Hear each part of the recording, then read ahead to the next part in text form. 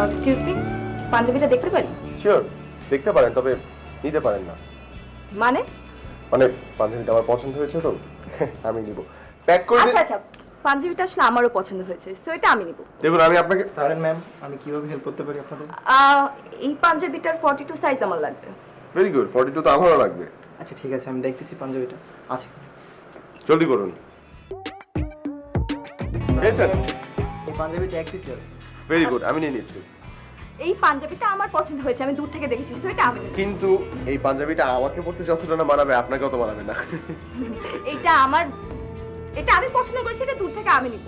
দেখুন দূর থেকে পছন্দ হয়েছে, আপনি দূর থেকে নিন প্লিজ, এটা কাছে আসবেন না। পুরো মল এই পাঞ্জাবিটা একমাত্র আমার পছন্দ হয়েছে। আমার সত্যি কিচ্ছু করার নেই, এই পাঞ্জাবিটা যদি আমি পয়লা বৈশাখে না পরি আমার পয়লা বৈশাখটা মাটি হবে। এই পাঞ্জাবিটা আমি পছন্দ করেছি। প্লিজ, আমি আপনাকে দিব না এই পাঞ্জাবিটা।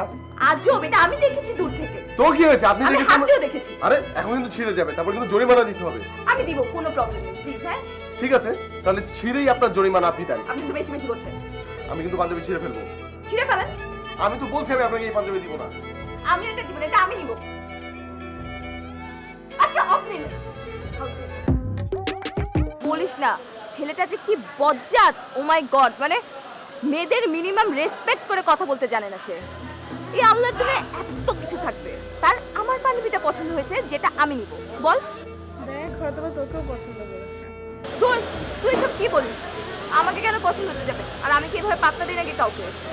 আচ্ছা বল না, এখন কালকে কাপুর বার্থডে, আমি কি দিব? আরে এটাতে এত হাইপার হওয়ার কি আছে, অন্য কিছু দে। আমি হাইপার হচ্ছি?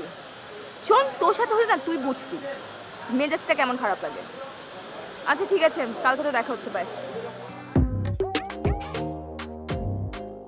আচ্ছা, আজকের পত্রিকাটা পড়েছো? না। আজকাল সব ইয়াং ছেলেমেয়েরা জঙ্গিতে জয়েন করছে।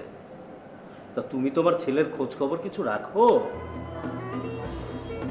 তুমি খোঁজ খবর রাখো? আহা, আমি সারাদিন অফিস আদালত নিয়ে ব্যস্ত থাকি, তুমি বাসায় থাকো, ছেলেটা একটু খোঁজ খবর রাখবে না? বাসায় থাকো, বাসায় থাকি তাই বলে আমার কোনো কাজকর্ম নেই না? ড্রাইভার, কাজের বুয়া, রান্না বান্না এগুলোকে দেখে তুমি? হ্যাঁ, সবই তুমি দেখো, কিন্তু তারপরও মা হিসেবে ছেলের প্রতি তোমার তো একটা বিশেষ দায়িত্ব আছে নাকি? আমার ছেলে এত বড় হয়েছে, আজও পর্যন্ত এক নজর চোখ তুলে কোনো মেয়ের দিকে তাকায়নি। সোজা ভার্সিটিতে যায়, বাসায় কোনো ছেলেপেলের সাথে তো মেশেই না।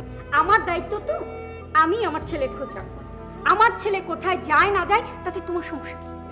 এই কারণেই এই ছেলেমেয়েরা আজকাল নষ্ট হয়ে যাচ্ছে, সব কিছুতেই বাড়াবাড়ি। তাতে তোমার সমস্যাটা কি? তুমি থামো তো।